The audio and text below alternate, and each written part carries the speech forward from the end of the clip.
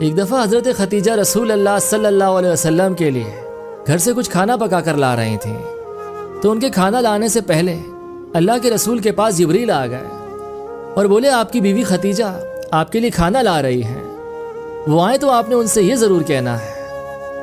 اب جبرائیل علیہ السلام نے جو کہا وہ میں آپ کو آخر میں بتاؤں گا، نہیں تو شاید میں رو پڑوں اور بات پوری نہ ہو سکے۔ خیر حضرت خدیجہ گھر سے کھانا پکا کر نکلی، ہاتھ میں سادہ سا سالن کا برتن، کپڑوں پر پیون لگے ہوئے۔ جب وہ کھانا لے کر پہنچی اور کھانا رسول اللہ کے آگے رکھا تو رسول اللہ اپنی بیوی خدیجہ کو بہت غور سے دیکھنے لگے۔ ان کی نظر ان سے ہٹ ہی نہیں پا رہی تھی، دیکھتے رہے اور بس انہیں ہی دیکھتے رہے۔ کافی دیر گزر گئی تو حضرت خدیجہ بولی کیا ہوا اللہ کے رسول؟ تو اللہ کے رسول صلی اللہ علیہ وسلم نے فرمایا خدیجہ تمہارے آنے سے پہلے جبریل آ گئے